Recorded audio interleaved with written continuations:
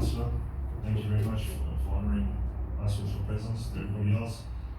And to Carol, when I first met you after a long time in Eldorado Park, reminded me of what corporates can do for the game. I met Carol when I still had hair on my head. When we were playing under 23, there was a Vision 2000. The team was known as Humber Group Group, and the three gentlemen there sitting there were part of it as well. It was a 6-year journey, which was driven very much by Sasol and Worldwide Sports. Credit must go to Safa for signing off on the vision. And I think that's partly why Banyana are so successful, is that there's very little money in their game at the moment. And so the natural process has been allowed to come to fruition. And that was exactly what happened with us. And we also achieved some small success by qualifying for the first time to Sydney 2000.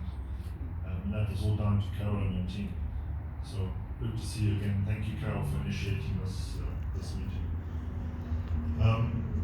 Just a little bit about myself. At the moment, I'm doing punditry work for Super Sports for the local game. For the last 5 years, I've been working for an artificial grass company.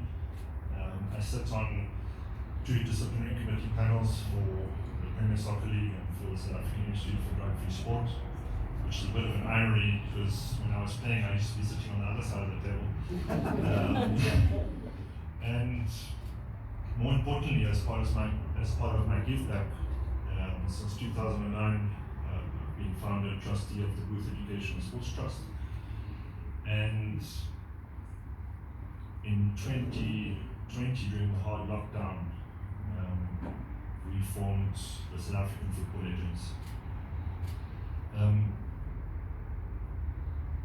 To be called a legend, I think, in my opinion, is just a label. But I think the advocates and Carol are very right. I think having played the game and contributed, I think giving back and leaving a legacy is what really gives you the right to be called a legend. Yeah. That's very, very subjective, I feel. Just like football is very subjective. But it's an organization where Brian, first of all, in 2020, came up with the idea of celebrating the class of 2000. Now, when people talk about football, unfortunately, they still talk about 1996, Cup winners, Dr. Kumar, Neil Tovey, etc. And then next squad that they talk about is the class of 2000. Benny McCarthy, Quentin Fortune, Ryan Beloy, Stanton Fredericks. And that was 20 years ago. Why haven't we produced another crop of players that have been able to represent us? And there's a number of reasons that we can spend hours and hours talking about it. But the South African Legends was born from that idea, to try and change that, and to try and give particularly children, young boys and young girls, an opportunity to shine. And that's part of our give back. It's an umbrella organization, but there's many different arms to what we can provide. Football clinics, speaking events, investment opportunities for ex-players, etc. There's a raft of opportunities that we can provide for. It's a registered MPC, and we often find that once, let me give you a statistic. 75% of ex-professional footballers, both here in South Africa and in Europe, and I must stress that, and in Europe, 5 years after retirement, will be alcoholics, drug addicts, divorced, bankrupt, or a mixture of those. And it's a serious issue here in South Africa as well. A lot of us have become successful.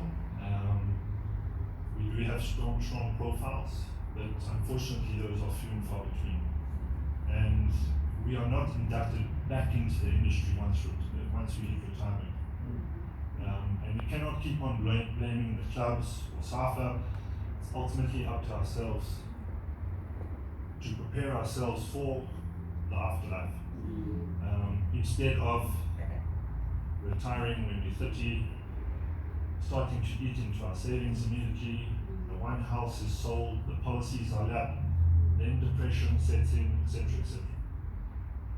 And so again, the South African Football Legends was set up to try and provide a soft landing for those particular athletes. And we registered in 2020 during a hard lockdown, so you can imagine over the last, the first 2 years it was very difficult to get any corporate